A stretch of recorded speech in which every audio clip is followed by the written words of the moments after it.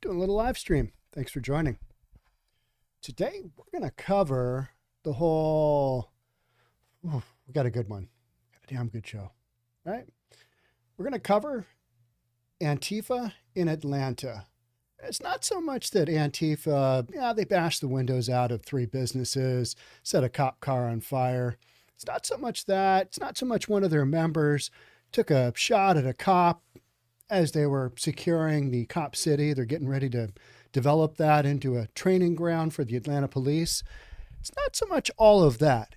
It's the way that social media, it's the way that mainstream media has either ignored this or tried to put this spin on it, where we're just basically changing the definition of what violence is. It's wild. It's like, oh, that's not really all that violent. I mean, setting a cop car on fire, that's not, bashing in. I mean, who cares about a few windows? We're literally going to read a statement from somebody who says, a few windows. How about we go to your house and, test the, glass at your home and then ask you, well, was that violent, or was that a mostly peaceful action where we took out all the windows in your home? All right, let's jump on into it. Before we jump in, let's look at the definition of violence, just so we have a baseline. Violence is behavior involving physical force intended to hurt, damage, or kill someone or something. Something. Okay? Doesn't have to be a person. But with all this stuff going on, you're starting to see that definition change. Well, I mean, these mostly peaceful protesters, things got a little out of hand and a little out of control. But what they actually did, that's not really violence. I mean, they're expressing themselves. They're expressing themselves. What a bunch of nonsense.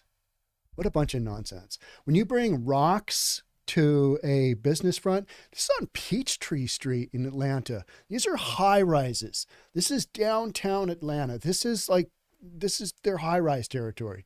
They're going in there intentionally to cause as much damage as they physically can. That's literally what they've got going on. All right.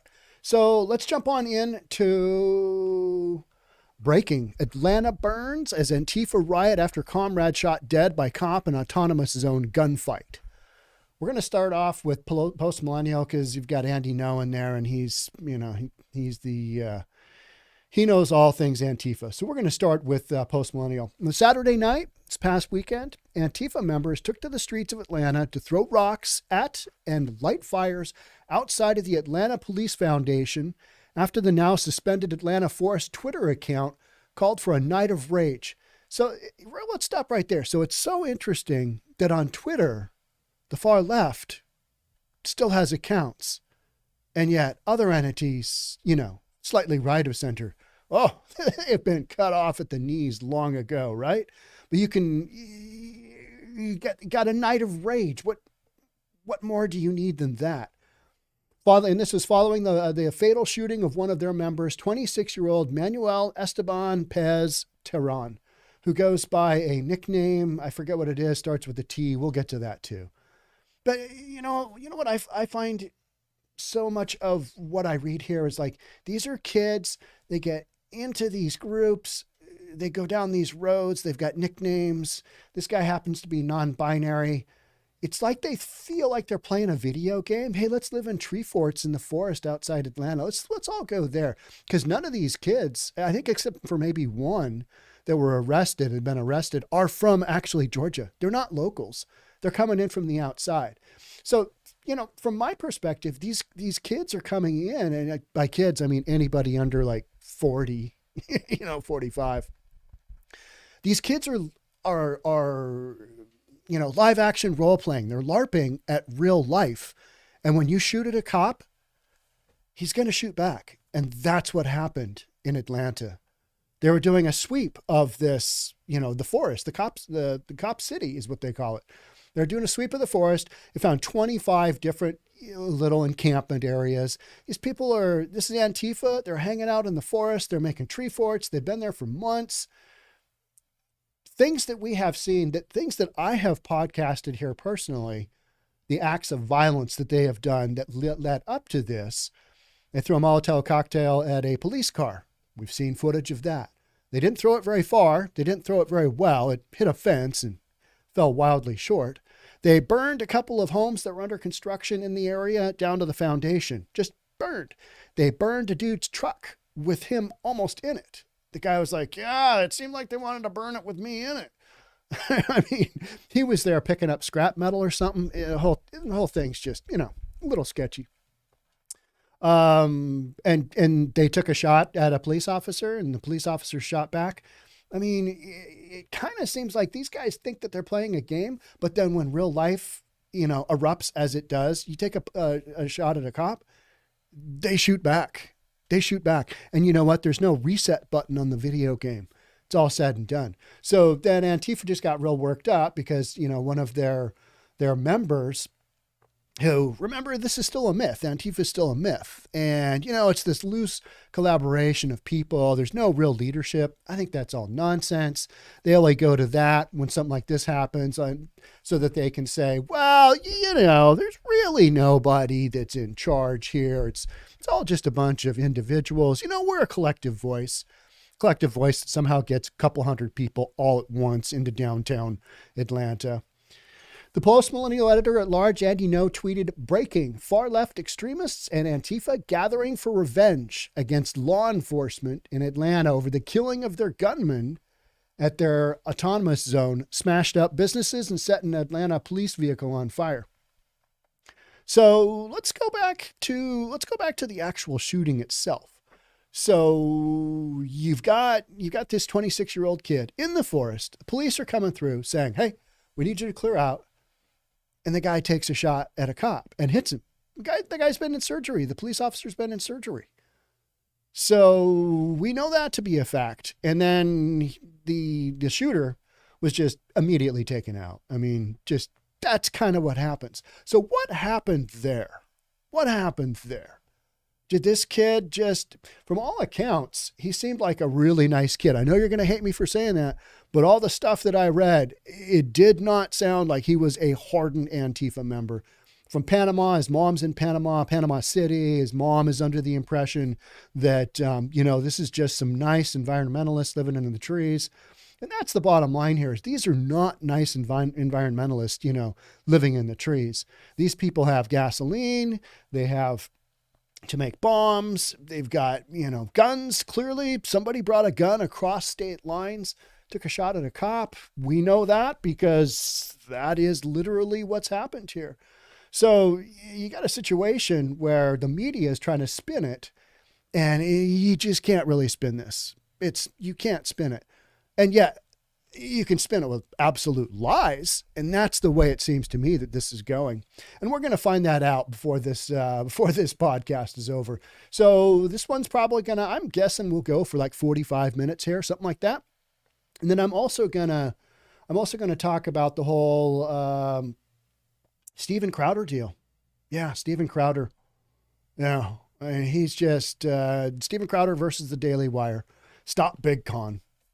I know a few folks want to hear about that. I'm not going to do a separate segment on that, but I'll just weigh in on what I think there. So a white female arrested at the violent attack in the Atlanta Police Foundation tries to pull a George Floyd by shouting, "I can't breathe," when she was standing. The far left extremists gathered for a revenge riot. It was a revenge riot. It wasn't a very good one, and it wasn't a very big one. You know why? Because the Atlanta police basically came in and stopped it in its tracks. They let them go for as long as they actually were peaceful, as long as they were actually, going down the street. But the minute they diverged into that, cops took over and they arrested them. So we've got footage here. Let's check out this footage just super quick. This is always entertaining, right? Here we go. Are you okay? Oh, pants almost fell off. Get out the street! Got it? Will do.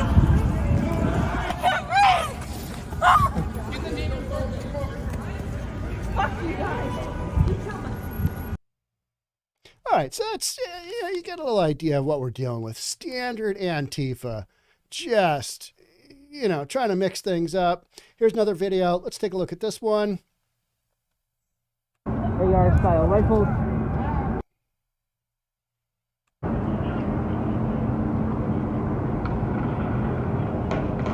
Burning cop car.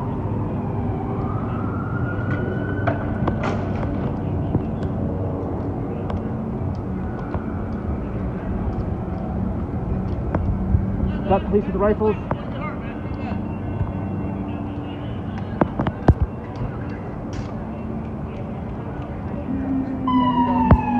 Yeah, I thought.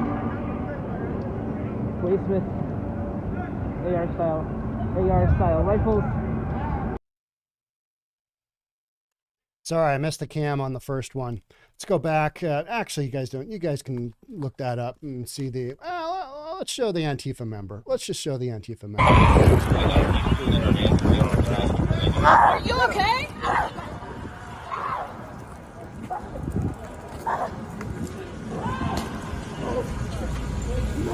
Get out in the street! Got it? Will do.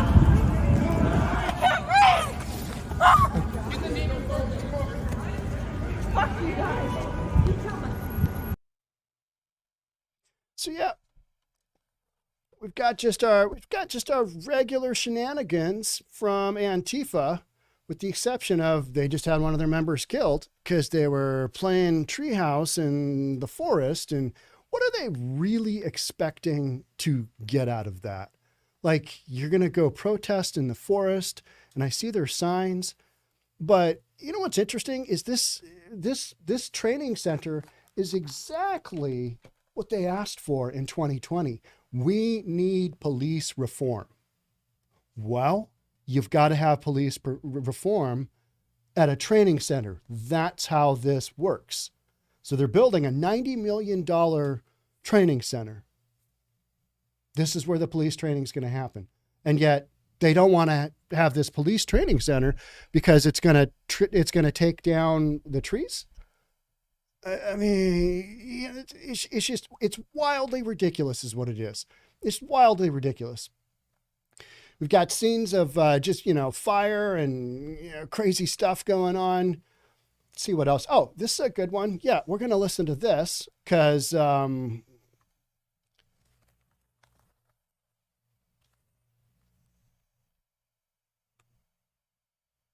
many of them don't even live in Atlanta or in the state of Georgia, and they don't represent the voices of Atlanta. And some of them were found with explosives on them. You heard that correctly, explosive, and that has led to a police officer's car being set on fire, and other destruction has occurred. And so, make no mistake about it, these individuals meant harm to people and to property. And so So that's the mayor coming right out and saying, hey, these people caused violence, period. It just did. I mean, we can see it. And what's interesting is you got a red governor there. It's a massive difference between Portland with a Democratic governor and a Democrat mayor. You've got a Republican governor, and you've got I don't know if this mayor, I'm going to say he's probably a Democrat, but he campaigned on a hard stance on crime because everybody knows things in Atlanta are not exactly as peaceful as maybe some other cities. So you've got a situation where people are dropping the hammer on criminal activity. We've got this Cop City going in, which is a massive training center, trying to get some of this going. You got these, tree huggers from Antifa jumping in and going, we can't kill the forest. We got stuff going on. So Manuel Esteban Pez Terran was killed by police after he allegedly shot an officer who was part of an operation clearing out the Antifa-occupied autonomous zone dubbed Cop City, where the Atlanta Police Department training facility is set to be built. Our officers are on high alert and will continue our work to keep the streets safe for our residents, businesses, and visitors alike, Atlanta Police said in a statement. That's the major difference between Portland and Georgia. Georgia is taking care of business. This is domestic terrorism. They've already arrested a number of these individuals. I think we arrested 5, maybe a week ago or so. I podcasted on that. They charged him with domestic terrorism. And then we've got a number of charges since then. I think 6 people have been charged with domestic terrorism. So, we're going down that road. There's some more stuff here, but let's jump into CNN guest who defended Atlanta's violent protests promoted GoFundMe for alleged cop shooter. You're gonna like this footage. This footage is entertaining. Construction violence. To some people, it certainly is. But this idea that breaking windows or other acts of property destruction are the same as actual violence against humans it's kind of a dangerous and slippery concept. And look, I don't think this is a smart move. I don't think it's a productive move from the standpoint of the protesters. But as even the chief himself said, this is a small group. This is also within this Defend the Forest movement. There are no leaders, so people go off and do their own things. That doesn't just make them justifiable, but I do think that you keep using these words violent, and it gives the impression. The only violence or the only acts of violence against people that I saw were actually police tackling protesters.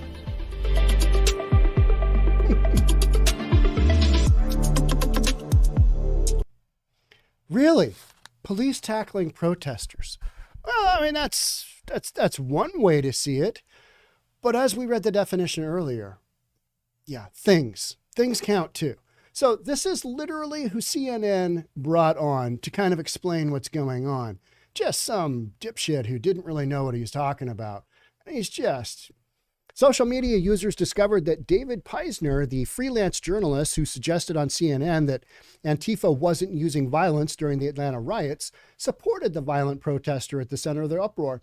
Peisner originally faced intense online backlash after claiming that the fiery uproar seen in Atlanta over the weekend does not necessarily prove that Antifa members are violent. What? Okay.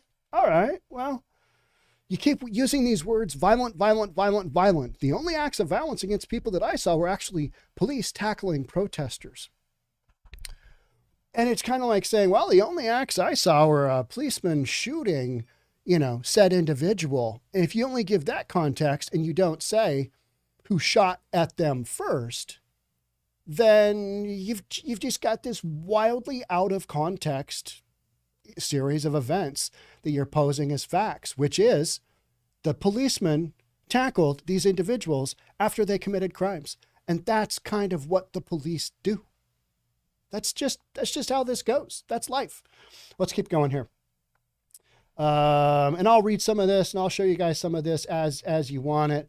All right, here's a picture of the guy. Here's a picture of our poor guy. He's dead. I think this kid got sucked in. I'm not trying to make excuses for anybody joining Antifa, but unfortunately, Antifa is comprised of individuals who are at the margins of society. They are, for the most part, they're outliers. They are people who don't fit in elsewhere, and they somehow get, caught up in this stuff, and then they go down these roads. Sometimes they have their lives ended. And from that standpoint, from a parental standpoint, I'm just like, man, these people only knew what they're getting into. And part of the reason, we can go down this road, and I'm going to switch to this real quick, is that here's how CNN tries to spin it. Oh, these were harmless activists. We're going to read this one super quick. Mother activist fatally shot by law enforcement at Atlanta police training facility says she feels angry and powerless. Well, because she is. She's down in Panama City. Her kid just got killed. And the activist, 26-year-old Manuel, was shot near a planned 90 million. We know all about that. Officers spotted someone in a tent in the woods and gave verbal commands, but the person allegedly did not comply and shot a Georgia State Patrol trooper. The Georgia Bureau of Investigation said in a news release, officers returned fire and fatally wounded the person, who was identified as Tehran. A handgun recovered from the individual's possession matched the projectile from the trooper's wound. All right. So the only real question is who shot first? And there's no body cam footage. They don't have body cams. And they basically came right out and said that. So, we're going to have to rely upon the testimony of the police. Activists are going to say, we don't believe them at all. Here, the mom said, they said he had a gun. If he had one, it was for protecting himself against the animals in the forest. This is that kid's mom. This is what she's been told. She doesn't know what the forest in Atlanta looks like. I mean, are you going to have some deer come up and nibble you? Are there black bears in the Atlanta forest? I don't know what's in the forest, but guess what? You don't use a handgun against any of those predatory animals. Use a handgun for shooting another human being. That's reasonable, right? That's what I understand, she said. I never knew he had a gun, the mother continued, adding that she didn't think Tehran was the type of person to fire at law enforcement. So what happened here? Did the kid freak out? Possibly. Did he want to make a statement? Hey, I've, never really done anything in my life, and these people all tell me that this is a cause worth fighting for. We got to fight against the oppressive police system and development of this site. We got to save this forest, which is literally just city-owned property with trees on it. So, okay. Activists associated with protesting the facility also disputed law enforcement's account, calling Tehran a forest defender, working to fight environmental racism. Environmental racism. Okay. All right. They said Tehran identified as non-binary and he was a sweet, warm, very smart and caring person. And unfortunately now he is no longer with us because he followed these people down a line of thinking, a line of reasoning, and a line of action, and he is dead. So he was not a violent person. He was a pacifist. But if he did take that first shot at the cops, which I have no reason to believe he didn't, then he's a pacifist who took a shot at a cop. And that's not going to, F around and find out. It's not going to go well, right? Life is not live action role playing. It's real. And the consequences are one time, done. And that's unfortunately where this young man ended up. I'm sorry. He's non-binary. I misgendered him. He's non-gender, non-binary. I don't even know. I don't even know what to say about any of this stuff anymore. Tehran didn't express any concerns about personal safety over the roughly 6 months spent with other activists near the proposed police training facility, the mother said. Well, if you followed any of the news stories, you would know that they weren't singing Kumbaya in the forest. There's tons of footage out there of exactly what they've been up to. And it has not been tending to the ferns in the forest. No. They're harassing people. They're harassing cops. They're, shooting ball bearings from wrist rockets at cops. They've got explosives. We've got explosives. He didn't think it would escalate. I would tell him to be careful, but he would tell me that he was safe, she said. Well, a lot of people at CHOP felt they were safe too, right? 2 kids got killed there, didn't they? 19 and 16, right? So safe is kind of a relative concept. The Atlanta Police Foundation has said the planned training center, dubbed Cop City by its opponents, is needed to help boost morale and recruitment efforts. But the facility, which will include a shooting range, mock city, and burn building, has been met with intense resistance. Has it, though? Has it really been met with intense resistance? We've got a bunch of these Antifa folks out there doing their little protest thing. But, it's kind of like when Mayor Durkin here in Seattle decided, you know what? Summer of love is over. Chop/Chaz, it's over. Boom, done, gone. And you had a couple hundred police officers from Seattle just march through and clear it out. I mean, it took a couple of hours. And this is a much larger area here that we're talking about. You're talking about acres and acres and acres of forest. I think it is 85 acres of forested area that they're going to develop. They're well within their right to develop it. That's what you do. This is what happens. You wanted the training, you wanted the reform, and reform comes in the shape of training. This is a training center. This is exactly what you wanted.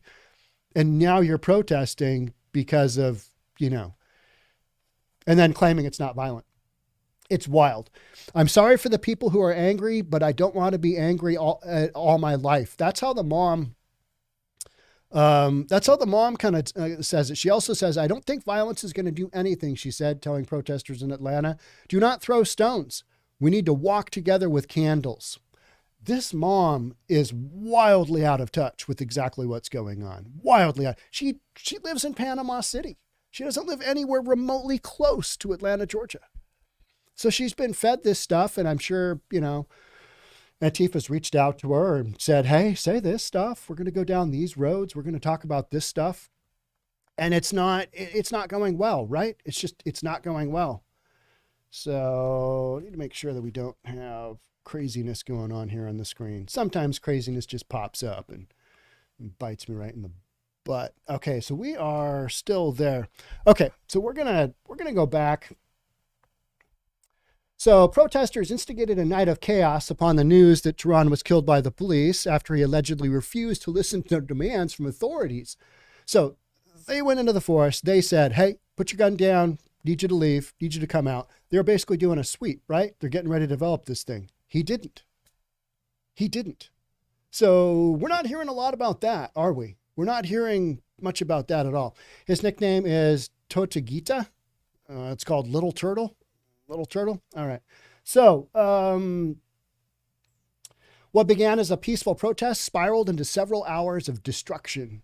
And it looked like basically a couple of banks got hit, some businesses got hit, police car got rocked, and basically got set on fire. I mean, the fact that it didn't devolve into much more than that, I think is a testimony to leadership within the city. They jumped on it. They had cops there and they just jumped on it and said, yeah, we're not doing this. We're going to arrest you. We're going to, do what we need to. And the mayor is coming right out. And like I said earlier, so different than Portland. The mayor is coming out and saying, he's not standing out there with a photo op like Mayor Ted did, right? He's not doing that. He's doing a press conference and he's denouncing it and saying, hey, this is domestic violence. Not domestic violence, domestic terrorism. This is terrorism. So yeah, there we go. All right, let's go to the next CNN article. All right, let's take a peek at that. Charges announced for those arrested in protests over controversial Cop City and fatal police shooting of activists. Got a little video of they're watching the police thing burn, but how many times do you want to watch a cop car burn? It's just annoying to me. Police have released the charges for the 6 people who were arrested Saturday evening in downtown Atlanta, authorities said, during protests that came in response to a proposed police training facility in the fatal police shooting. Okay.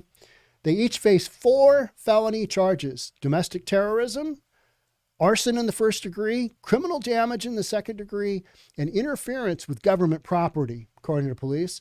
Each of the suspects, who range from 20 to 37 years, is also facing 4 misdemeanor charges. Good. The more, the merrier. More is better, including unlawful assembly, police said. They didn't pull a permit. One of the arrested protesters is from Georgia, according to police. The others are from Tennessee, Washington. We've got a woman from Spokane, Washington in there. Huh. Yeah. Let's talk about that for a second. Isn't it interesting how none of these folks are ever local? They come in on these caravans. They bring their ambulance. They're basically self-sufficient from the whole standpoint of they just come into an area, and they've been living in the forest in Atlanta for months. This is nothing new. It's just that you haven't heard much about it in mainstream media. And now that this is spilling over, we're going to hear it as, well, I mean, they're trying to save the forest, and, windows and police cars and buildings it's not really violence, and, kumbaya. I mean, the spin on this is just, to me, it's the spin that is It's not shocking, but you're like, you're just lying to me. You are literally lying to me. You're trying to change a definition so that you can lie to me and say that this wasn't something, more than it already was. One of the arrested protesters is from Georgia, according to police. The other is Tennessee, Washington, Maine, and Michigan. Protesters come in response to a planned $90,085. We've talked about that. CNN reported earlier Sunday that Atlanta Mayor Andre Dickens said none of the arrested protesters were from Georgia. He's spitting out information as he's got it. I think he's done an okay job at getting the information out there. Dickens was among the city council members who voted in favor of the training center in 2021. So you've got support in Georgia. You've got support in Georgia for law enforcement. Wildly different than shenanigans here in Oregon, right? Wildly different than the mayor out there, all chummy and just, let's have the summer of love, like Jenny Durkin said. It was peaceful. Here's what the mayor is saying. It was peaceful, but there were some individuals within that crowd that meant violence, Dickens said. And if you mean peaceful from like the very beginning of the march, but that's how this always goes. They don't start off by bashing in windows. They don't start off doing that at all. They wait a while. So everybody can get some footage of the mostly peaceful protest. And then a couple hours into it, hour into it, 45 minutes into it, depending on how much, police following presence they have, how they feel like they can get away with it. Because I was here at some protests in Bellevue and police were literally up their ass here in Bellevue. I mean, not far away. Like the protesters, Antifa was screaming about the fact that the brake pads on the police cars and the brake pads on the bikes of the police officers were annoying them as they were protesting, as they were marching down the street. So if you go right up somebody's rear end and you're just like right on top of them, doesn't leave them a lot of opportunity. Whereas down in Portland, Mayor Ted's like, it's all great. You guys just protest as much as you want, mostly peaceful. So the mayor of Atlanta goes, we love to support people when they're doing right. Peaceful protests are part of the American freedoms. But when you are violent, we will make sure that you get held accountable. Interesting. Actual accountability for violence, domestic terrorism. Yeah, this is the road we're going down. So wild that it comes down to this. And here's what I wanted to point out here. Have you take a peek at this. Peaceful protest turns violent. That is the headline. So anybody skimming through this who doesn't see the context, this is what they're going to see. Peaceful protest turns violent. Protesters marched in a peaceful manner, quote, down a central Atlanta street, but a group within the crowd later began committing illegal acts, including breaking windows and attacking police cruisers. Atlanta police chief said, police are continuing to investigate whether there are any others involved in illegal activity, the chief said. 3 businesses suffered damage to their windows. Social media footage showed a police cruiser on fire. We talked about that. Yeah, we've got this whole defend the Atlanta forest movement, which opposes the facility. All right. They just want to oppose everything. Antifa just wants to oppose everything to do with the police. And so even though this is exactly what Black Lives Matter and Antifa were demanding, which was police reform, on top of abolishing the police, whichever one you wanted, defund the police, abolish the whole court system, abolish, judicial system, abolish the Supreme Court, just abolish everything. Anti-fascist. Get rid of everything that is in your way. And we'll see how that works out. Because a world without, laws and world without any kind of, police activity, yeah, we refer to that as Mad Max, don't we? Because that's what you've got. We refer to that as escape from New York territory. All right, send him there. There's 0 laws there. We'll just see how he does there. We'll just, guy's going to act that way, send him there. But in Atlanta, yeah, they're going to go after folks. And the police have said as much, the mayor has said as much, and the governor has consistently dropped the hammer. He's like, yeah, we're in Kemp. Yeah, we're not dealing with that. You guys are going to have to take your silliness elsewhere. I'm surprised. I'm surprised they tried to do this in Atlanta. I mean, just, pick a state. This probably wouldn't be one. Georgia, I'd just be like, I don't know. I don't think so. I don't think that's probably our right opportunity. How about we wait? How about we wait till Washington State becomes, open again? Let's go back to California. Surprised more of this hasn't happened in California, right? I mean, Newsom would just embrace it. He'd be like, "Oh, come on in, guys. We'll give you water. We'll give you food. You guys need any tents? Need a new van? You guys need a new ambulance?" That was one of the things I saw down in Portland. I was like, these guys even have their own ambulance.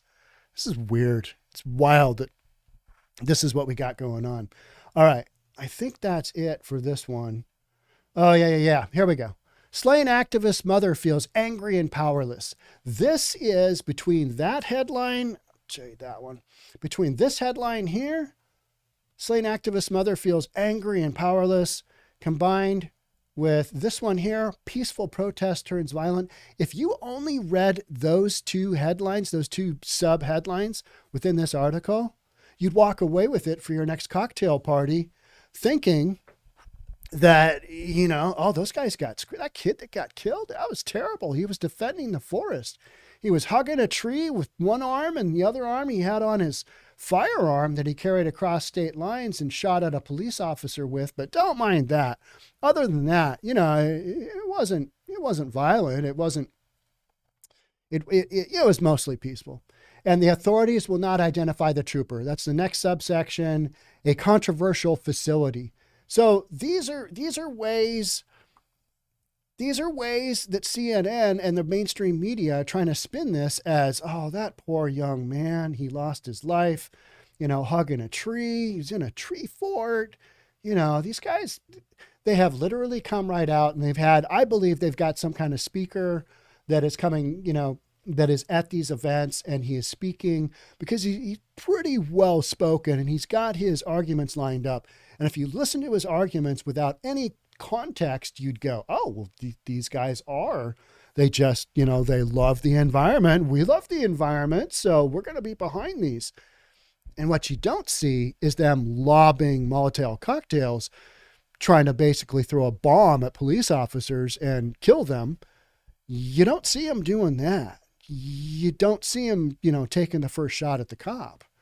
You don't see them in a shootout with the police under, what they're claiming are mostly peaceful circumstances. So, you see an article like this and you're like, oh my word, but this is nothing new, is it?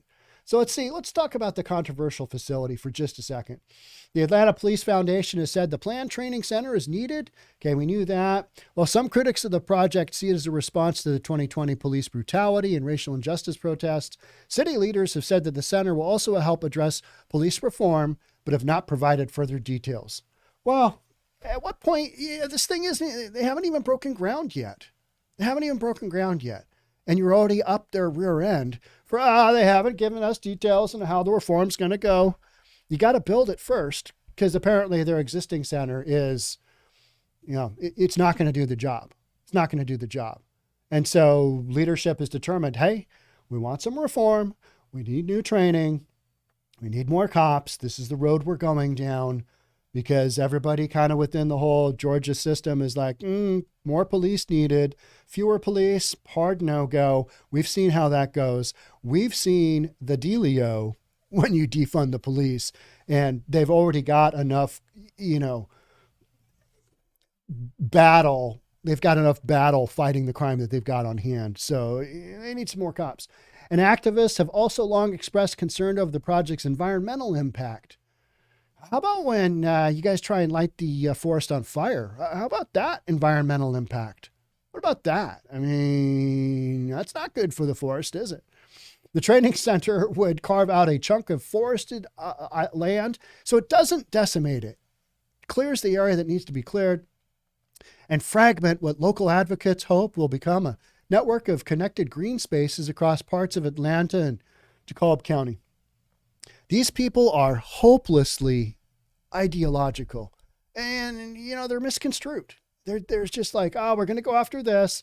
We really think that we're going to have an impact with the whole cop center being developed. They're just not. That's not how this works. It's not going to happen. We've got a methadone clinic or, opioid drug treatment center going up in Linwood that's basically next door to a boys and girls club, an after school, sports center for kids.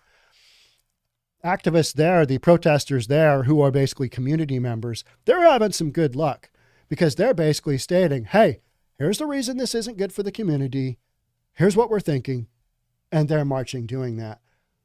But you've got Antifa here who doesn't really have a logical reasoning for why the center should go in. They just want to go down there and create some mayhem, which they've done. Now they're being arrested. And mainstream media is saying, well, I mean, we need to look at the definition of violence because cracking out windows, that's not really all that violent. Yeah. I mean, what do you even say to that? Yeah, that's ridiculous. All right. So we talked about the mother of the activists. I feel bad for that woman. I mean, it's probably coming out of nowhere. Her kid's non-binary. Then all of a sudden, she probably knew that, but then all of a sudden her kid's dead. And she's like, what happened? One minute he's, living in the forest and I'm telling him I hope he's okay. Next minute he's dead. That's how that happens.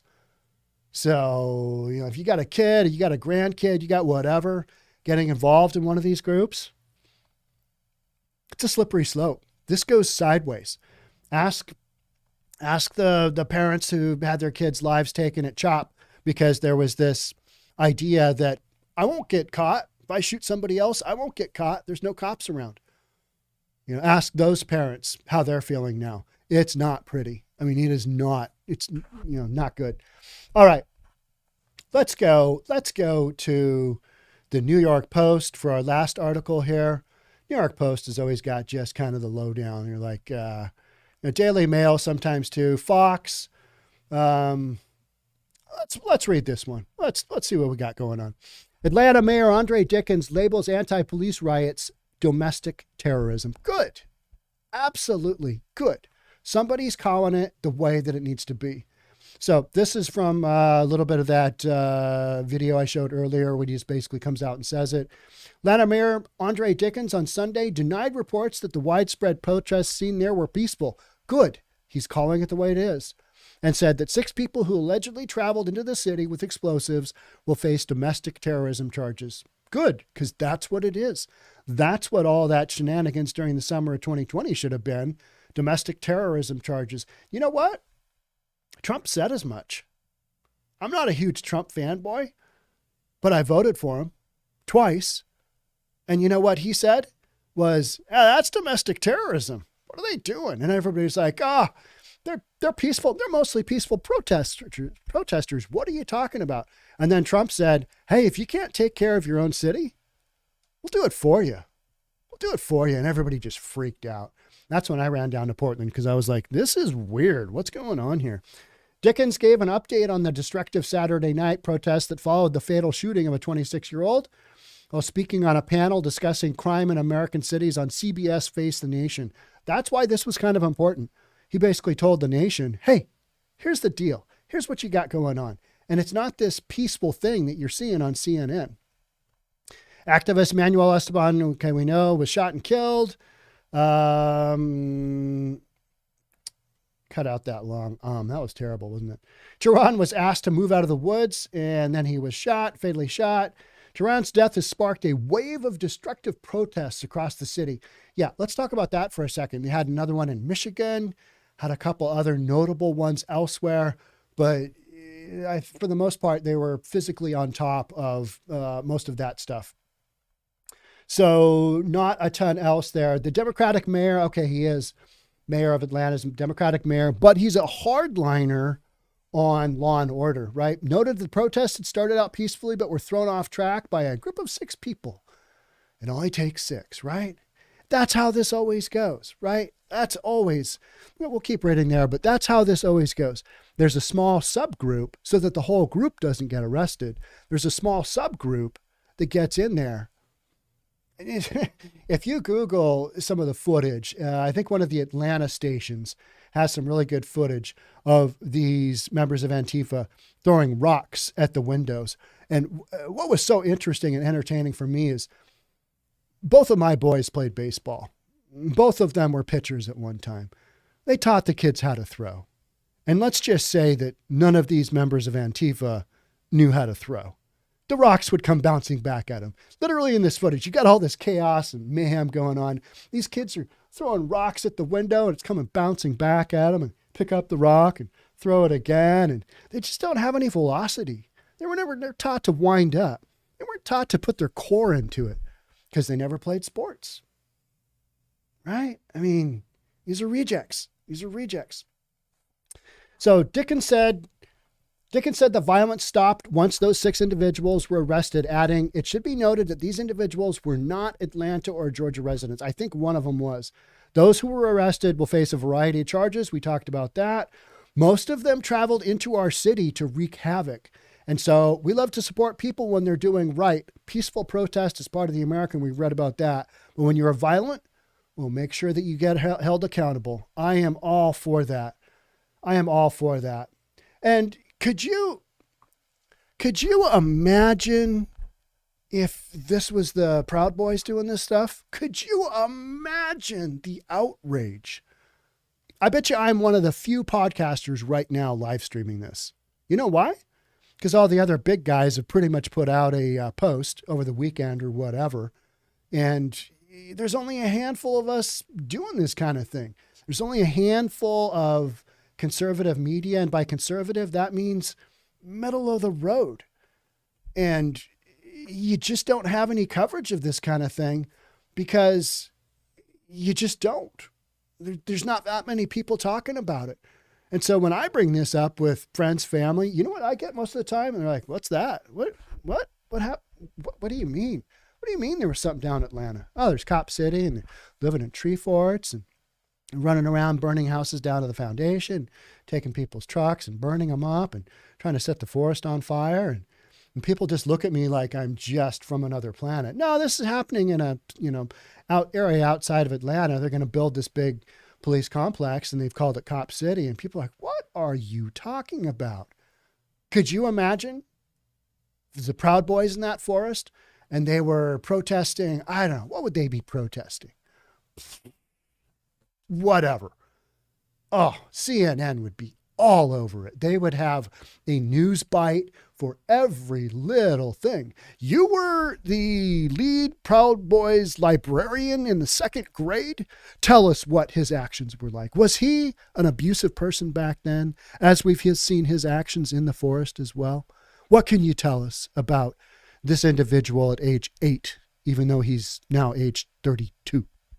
It would be one of those things, right? But instead, it's crickets. You got crickets. And when you go to Google and you Google Atlanta Antifa, you get very few stories. Interesting, right? I mean, very few stories. It's wild. It's wild. This stuff is, I don't want to say being shadow banned, but it is certainly not being pushed out there. These stories are being repressed because it doesn't look good. Doesn't make the far left look good at all. And everybody always wants to talk about the far right. And I'm not a huge Proud Boys fan. I'm not a huge Patriot Prayer fan. I'm also not a huge Antifa fan. You know what I mean? I'm somewhere in the middle. I'm a business guy just trying to do business and occasionally podcast, 15 times a week. But, this is some crazy stuff. It's crazy stuff that is not being covered. And you know what's also really interesting and at the same time also very weird? The number of folks who watch Fox versus the number of people who watch CNN. But I think people who consume only CNN, they skip through these articles, they skip through these headlines to the point where they don't really know what they're talking about. And they want the Reader's Digest version. Just tell us what happened. Well, I mean, there were some mostly peaceful protesters in the forest and they got into it, and the abusive, aggressive police came in there. And so the guy in the forest had to defend himself by, shooting a cop, and now he's dead. So all of his comrades, they got together and had a night of terror that they announced on Twitter. And, they hurled rocks against businesses in downtown Atlanta, broke windows, and set a cop car on fire, and 6 of them got arrested. And yet that story there's very minimal out there. So that's about as much as I know on this topic. This is an ongoing, developing story. Guaranteed you'll have some more riots. We also had all those other mass shootings, right? I think what you're going to see is a focus on the California shooting. And I know there was another shooting. I can't remember where. You're going to see the emphasis on that. Look over here, not so much over here, but over here. And this is what we'll go with. This is what we're going to talk about because, these shootings, it's wild stuff, right? It's wild stuff. All right. So that's it for that segment. I am now going to talk about, so if you guys want to hear me talk about Steven Crowder versus, the Daily Wire, this is also a topic that has come up and it's massively huge in the conservative space.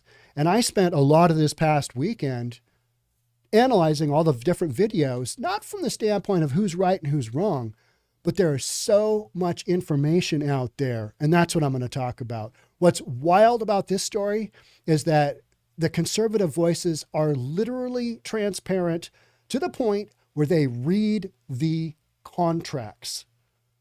Steven Crowder talked a little bit about his contract that he was offered. Let's start right there. So if you don't know what I'm talking about, Steven Crowder was offered a contract for $50 million for 4 years, 50 big ones for 4 with another 25 for 2, meaning 75 million for 6 years. And you might say, good Lord, I will do anything for that kind of money.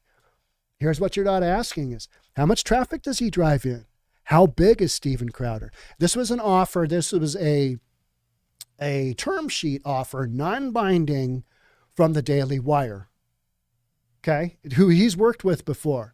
Ben Shapiro and Jeremy Boring, I believe it is. 2 main principles there. Well, Jeremy gave Steven Crowder a non-binding term sheet, which is it's like an offer. It's like a lowball offer in a real estate contract. You throw it out there. And Steven Crowder took a few months and then basically just recently said that this is big conservative, for whatever that is, because basically you got Fox News and you've got the Daily Wire. And those are your only major monstrous entities kind of in this space, in this playing field. But Steven Crowder has about 6 million subscribers on YouTube. And you might say, well, he's been demonetized from there.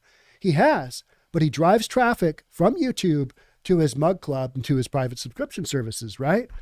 So you're talking 75 million for 6 years based on a 4-year with a 2-year add-on term to that. And in that contract, in that term sheet, non-binding term sheet, it broke down all the stuff. Like, so if you get your show, say, News for Reasonable People gets demonetized on Facebook, gets demonetized on, for doing something, and the profits of the company producing the show go down, you as the creator also have your profits go down, meaning your income. So, but when I was watching it from Steven Crowder's end of things, he was basically trying to say that big conservative business was cutting him off at the knees and was basically taking the little guy. And he talked a lot about the young up and coming conservative political figures, conservative people in social media. And he's like, don't sign these contracts. And I would agree. I'd say, don't sign a contract without an attorney. I spend all day, or I used to spend all day every day. I spend most of my time doing this stuff now, but reviewing contracts, real estate contracts, real estate agents, real estate brokers, they are basically acting as an attorney for their buyers, for their sellers, whatever it is. So I, spend all day, have done that in the past. I do a little bit of that now, not as much as I used to, but I can go through a contract pretty quick. And who you need? You need an attorney who specializes in that. Because if you don't know what you're looking at, you can get blindsided 100 different ways from Sunday. And if you're a young kid who's never signed a contract, you haven't been in business the last 40 years like I have, My pay stub, my first pay stub goes back to 1983, and I was just notified of that from LinkedIn. That's when I started working for one of my dad's companies, and I just had my 40th anniversary on LinkedIn. No wonder I'm not, crazy about real estate anymore. I'm off to something else because that's a pretty long career. I don't care who you are. So that's why I'm kind of transitioning. But if you don't know what you're doing, you don't know what you're looking at, you don't know what you're talking about. See, all these folks in this space are basically, nobody owns the business. The only guy that owns a business that is producing on this scale is Tim Pool. And I know you guys don't like Tim Pool. He's too young. He talks about, World of Warcraft, and he talks about stuff that you guys as a whole don't identify with. You'd rather see the crazy real estate guy give a perspective, because I've had children, I've run businesses, I've had businesses I've almost lost, I've had houses that I've lost, I've had a marriage that went sideways, I've gone through a divorce during the Great Recession. I've made it through all that. I've got that perspective. So I can talk to a lot of you in a way that, is a little bit more credible. But in this space, Tim Pool is probably the most credible because he knows all of those players, and he knows all of those players very well. And he basically came out and said, Steven Crowder recorded a phone call with Jeremy from the company that offered him the Daily Wire. He recorded a phone call and he released that, and it didn't look good. Steven Crowder is trying to ramp up, I think, his own entity. And he's got the pull. He's got the 6 million followers on YouTube, and he's got the Mug Club, but he's never run a business. He actually talked about that, scaling up his business to meet the demands of what he's talking about doing, which is not just one performer like you're watching me right now. I'm one guy. We got one setup here. You want to talk about going to a Daily Wire setup? You've got multiple setups. Even with Tim Pool, I watch a lot of his video, his in-house video where he's talking to members of, that live in a house or work in the house, whatever. And those guys all have these jobs. He's got a big crew. All the shorts that need to be created from the longer form content, from the live stream, from the chicken house live streams. He's got all that stuff. Steven Crowder has never produced that. And the 50 for 4 and the 25 for 2, those are Steven Crowder not putting a dime into production. That's straight income to Steven Crowder. So what does Steven Crowder make? Is this really is this an insult? Is this a massive insult to Steven Crowder? I don't know, because I don't have those numbers to peruse. I don't know what those numbers look like. Maybe it is. But I also think there was also somebody else that was interviewing Brian Callahan. He's a podcaster and he's a comedian. He was being interviewed by Infotainment, I think it was, who I don't really know. I'm late to the game on a lot of this stuff. I don't even know who half of these people are because I'm so busy just doing my thing, figuring out what you guys want to hear, trying to bring that to you, trying to bring you live streams that are entertaining. I'm just trying to figure out which way is up, because I just spent literally the last 40 years of my life with my head up my ass in real estate. And now I'm transitioning out and doing an okay job of it. But what I have is I have the ability to self-fund. So I've done all those things that Steven Crowder's already done. I've done all those things that Tim Pool has already done because I'm able to self-fund. I don't have to go out and look for advertisers. I don't have to go out because I'm of a certain age where I was able to hold enough crumbs together from the Great Recession and my divorce to get to a point where I'm like, all right, we're going to buy that equipment. We're going to do this. We're going to fund this, because there's all kinds of stuff that we're constantly funding that is not necessarily cheap stuff.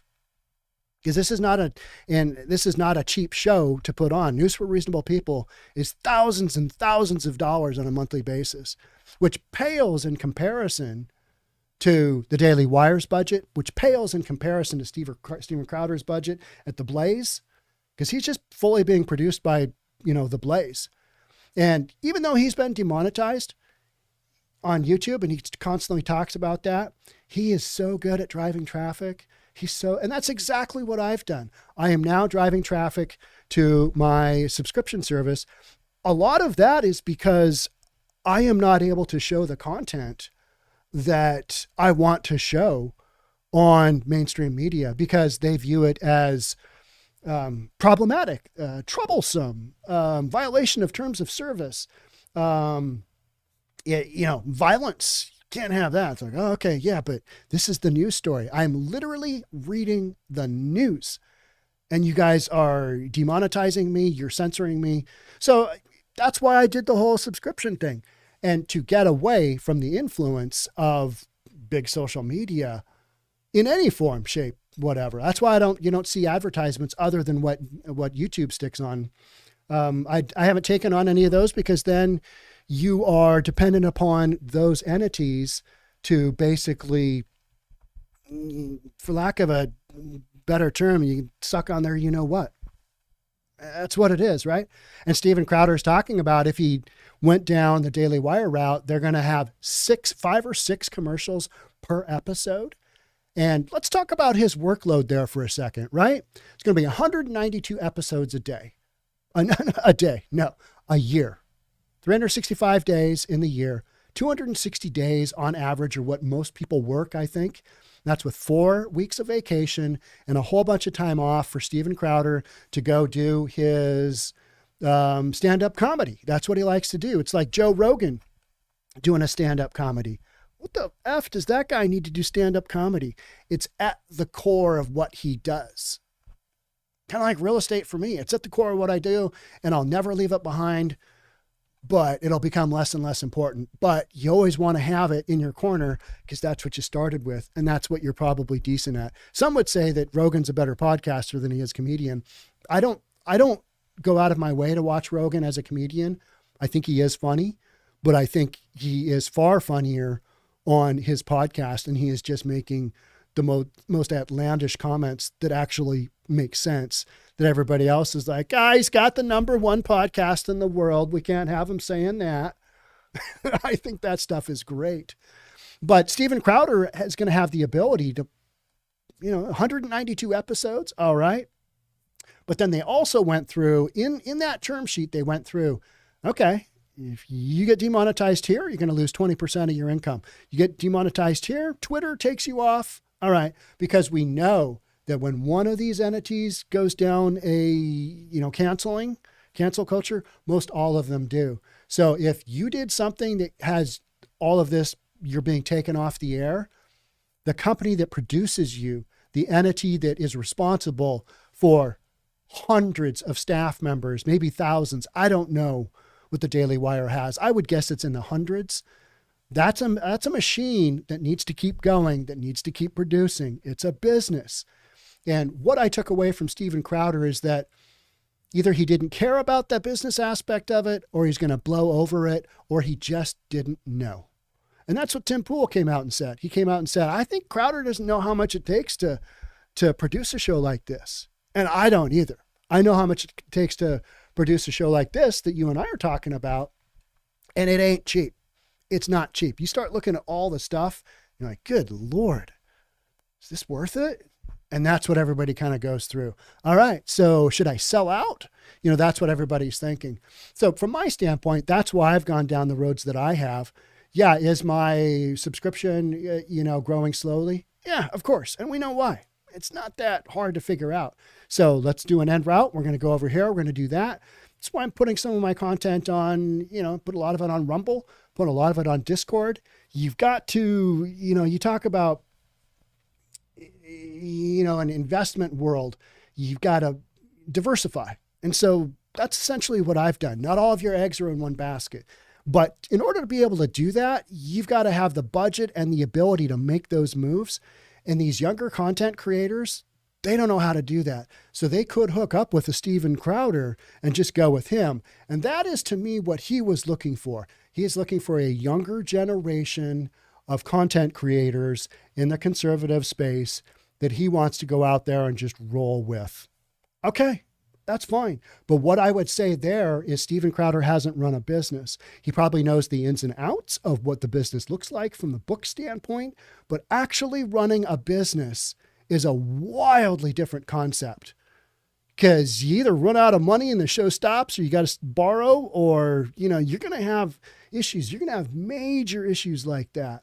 And I was just listening to Gary Vaynerchuk, and he was basically talking about, why most podcasts stop after between 10 and 20 podcasts? Because it's hard. It's hard. And people get to podcast number 20 and go, well, I don't have the success that I want. I'm just going to go back to, doing funny posts on Instagram. We're going to call it good there. It's hard. It's hard doing this. Even getting this podcast, I had to scramble this morning with my guys. One guy's not able to do the thumbnail for this podcast, and I had to come up with a photo, an image, and put the title and get all this stuff going. Some of that has to do with I haven't done very many live streams. That's what I'm trying to do. But when I record 3 podcasts a day, and I do that consistently, 15 a week, 60 a month. You start doing 60 a month for a few years. I've been doing this since 2020, sometime in 2020. You get better. And I like to think that my show has gotten better. I like to think that my optics have gotten better. I like to think that I have gotten better. But that's also because I'm 54 and I got to take that time frame, which these other kids have had the last 20 years to do. Tim Pool, he's 30, call him 35. He's been doing it since he's 20, running around with a cell phone, a jerry-rigged cell phone that had all kinds of batteries and, doing Occupy Wall Street. He's literally just live streaming that. He got his break doing that. Covered it for something like 22 hours. Guy earned his dues. He knows what he's talking about. But then, I've been in real estate, and that's why you guys tune into me, because you're like, well, I don't trust that guy as much. I trust, this guy seems like he probably wouldn't 100% lie to me. All right, here are some of my thoughts on when I saw the Steven Crowder thing first. I saw his video, This Must Stop, whatever that was. I saw that, and I was like, the whole business end of what he's talking about doesn't jive with him being screwed by the big conservative movement, whoever that is. Because in the space that I work in, there aren't many big players. You've literally got Fox and a handful of others, but you don't have like this massive system of players that you can look at. So I saw Steven Crowder as maybe talking about something he didn't entirely know. Very passionate about what he's talking about. And he's a funny guy. I think he makes fun of some of the greatest stuff.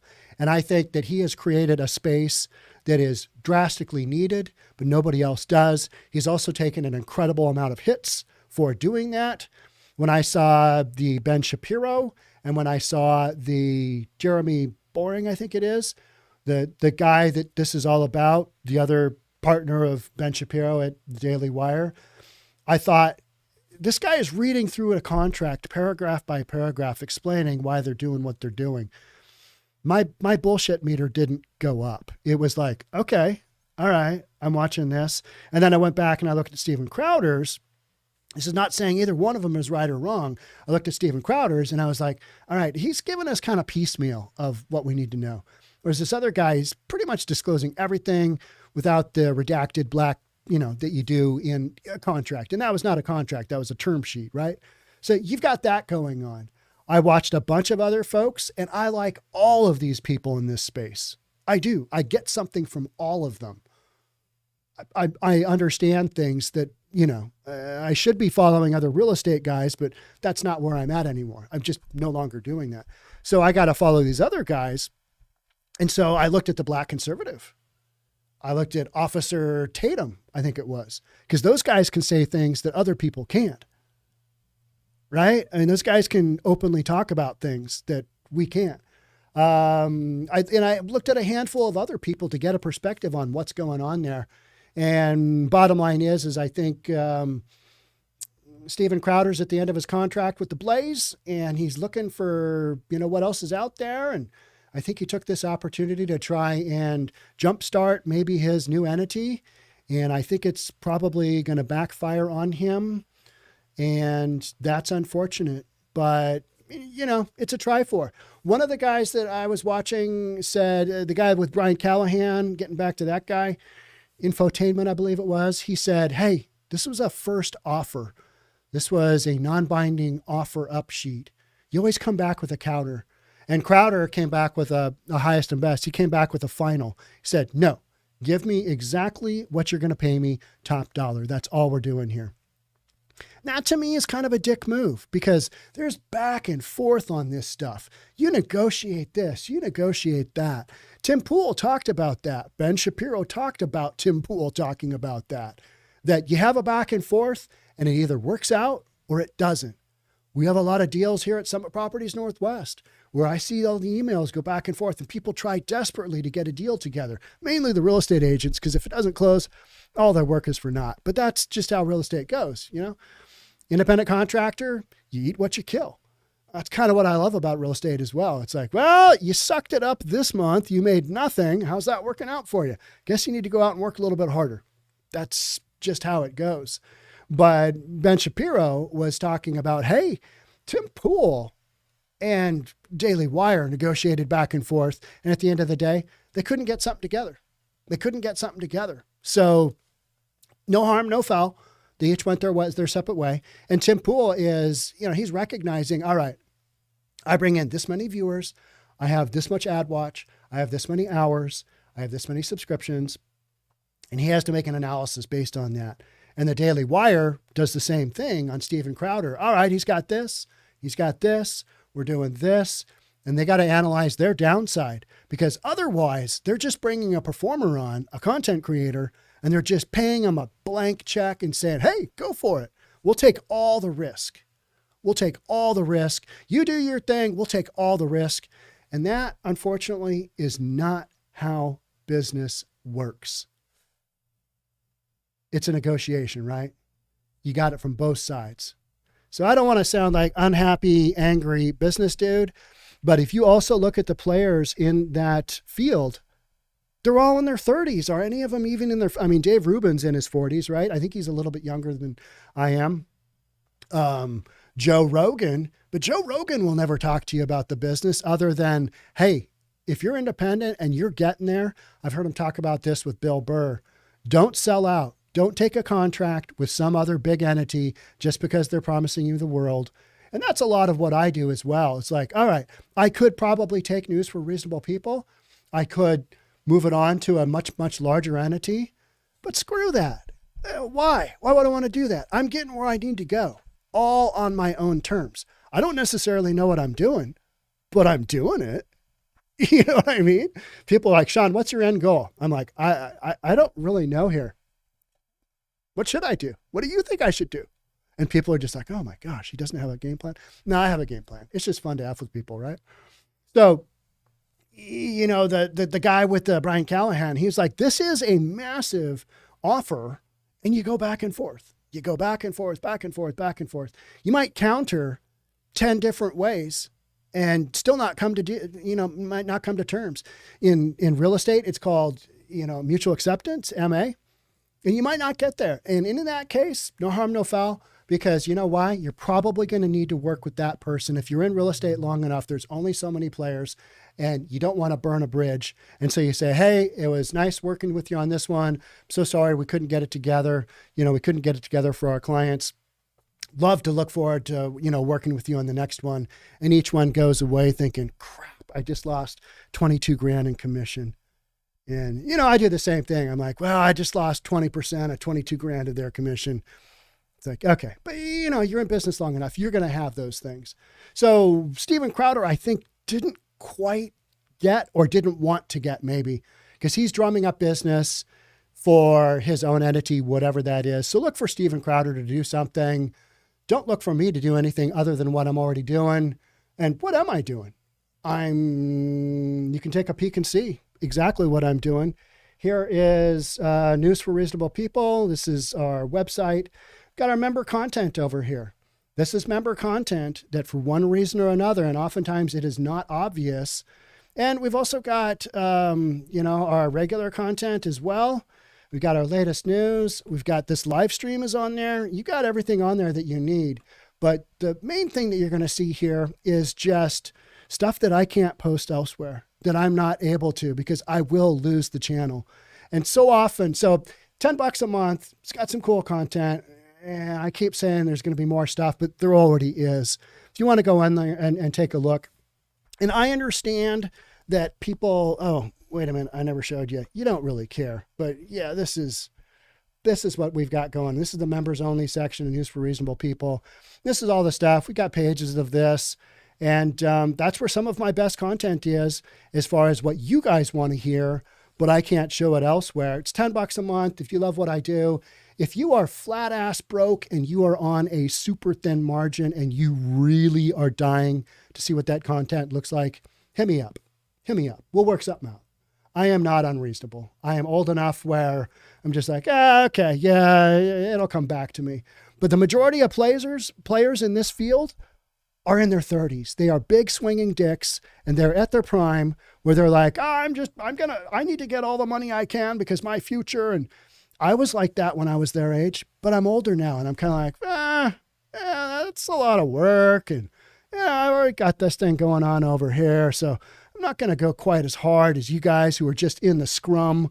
Just, here's my reaction to Ben Shapiro. Here's my reaction to, whatever. But I find it fascinating. And one of the big takeaways from me is how much information came out of this whole thing. I learned a ton. Since last Friday night, I learned a ton because you won't see those numbers basically brought up elsewhere. You won't see what an actual contract looks like. You won't see what a term sheet looks like.